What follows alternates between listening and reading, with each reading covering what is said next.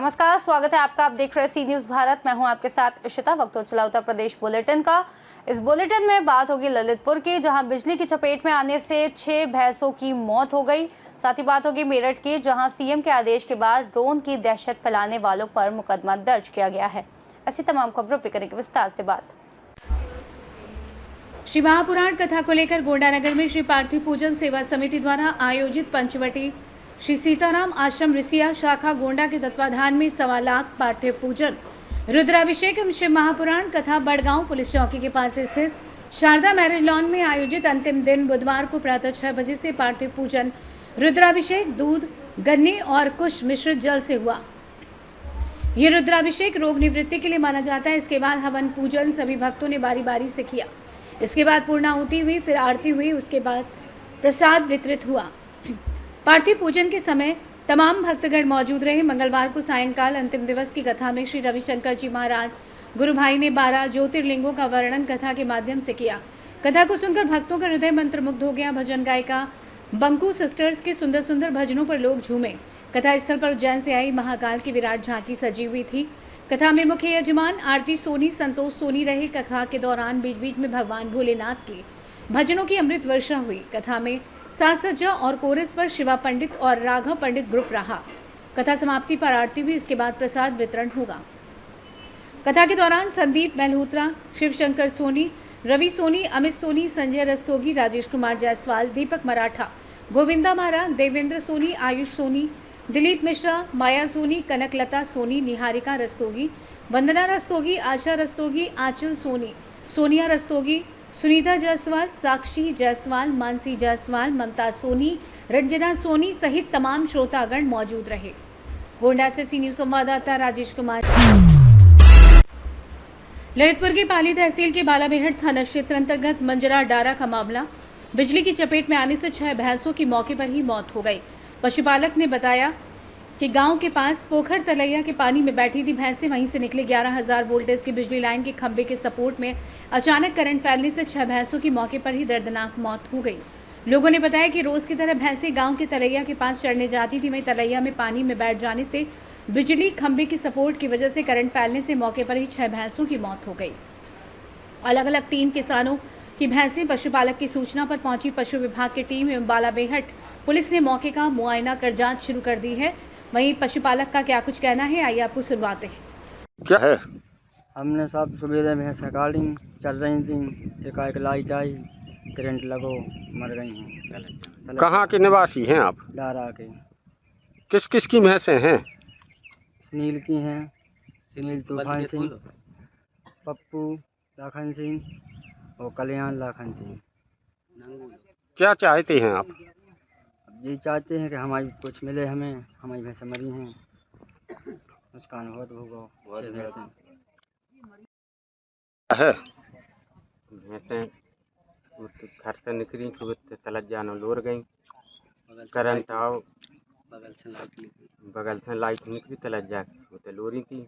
Current तो light आई तो speed में करंट आओ तो भैंसें 6 नंग मार गई। किस किस की हैं भैंसें?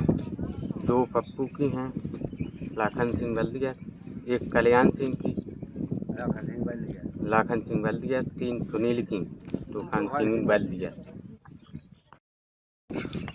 हम ग्राम डारा थाना बालाबेहट क्षेत्र से बोल रहे हैं। ऐसे भगिया भैंसे में सवेरे भैंस निकली, प्रतिदिन तलैया है, लाइट की बगल से लेन निकली है, उसमें स्टे बगल से गड़ी है, तो उसमें स्टे में अचानक करंट आ गया। करंट आया तो 6 नंग गाँव की ग्रामीणों की ख़त्म हो गई। उनमें 3 नंग हैं सुनील तने तूफान सिंह की, 2 नंग हैं पप्पू तने लाखन सिंह की, 1 नंग है कल्याण तने लाखन सिंह। और लाइट वालों से बोलते हैं पूरी लाइन खराब है। लाइट वालों को सूचना दी आपने? सूचना दे दी और पैर से देते रहे। पूरी लाइट पुरानी हो गई है, मई तक पूरी डारा की जाओ रोजीना कुछ न कुछ कमी आती रहती है। पुरानी लेन हो गई है, पूरी खराब हो चुकी है लेन। क्या चाहते हैं आप? पहले नंबर जो चाहते हैं, लोगों को बहुत स्थिति खराब है, इनको जीव सरकार जितनी मदद बने उतनी करे, क्योंकि जो भैंसों से इनके पास कुछ नहीं है, भैंसों से इनका पालन पोषा परिवार चलता है। और इन स्थिति खराब देखते हुए सरकार इनको मुआवजा देवे और लाइट वालों के लिए भी बोला कि लाइट वाइट पूरी स्थिति। ललितपुर से सी न्यूज संवाददाता महेश नगाइच की रिपोर्ट। मेरठ के ब्रह्मपुरी में 2 महिला यूट्यूबरों पर हुआ मुकदमा दर्ज। दोनों ने ड्रोन की दहशत और भ्रम फैलाने का किया था प्रयास। दोनों ने इंस्टाग्राम पर अफवाह फैलाने का वीडियो अपलोड किया था। पुलिस ने ट्रेस कर दोनों को गिरफ्तार कर लिया है। हालांकि थाने से ही दोनों को नोटिस देकर छोड़ दिया गया। जी, जो ड्रोन के मामले आ रहे हैं जिसमें विशेष करके अफवाह फैलाई जा रही है, चाहे गांव में फैलाई जाए या सोशल मीडिया पर फैलाई जाए, इन सब पर पुलिस की नज़र है। यूपी 112 पर आने वाली सूचनाएं, पुलिस के पास आने वाली सूचनाएं और सोशल मीडिया पर जो भी सर्कुलेट हो रहा है उस पर नज़र रखी जा रही है। और अभी तक ऐसे 26 मुकदमे ऐसे अफवाह फैलाने वालों के विरुद्ध किए गए हैं। जैसे ही कोई इस प्रकार की जानकारी आती है तत्काल उसमें FIR दर्ज करवाई जा रही है और इसमें 35 से अधिक लोगों को अभी तक गिरफ्तार किया गया है। और जो शेष हैं उनकी भी सोशल मीडिया पर जो प्रोफाइल है उसकी जानकारी कर उनके खिलाफ भी कार्रवाई अतिशीघ्र की जाएगी। इसमें ज़ीरो टॉलरेंस रखा जा रहा है और जो भी हो, चाहे महिला हो पुरुष हो, अगर इस प्रकार की कोई अफवाह फैलाते हैं तो उनके विरुद्ध तत्काल कार्रवाई के निर्देश दिए गए हैं। आज 2 महिलाओं। मेरठ से सी न्यूज संवाददाता दानिश सैफी की रिपोर्ट।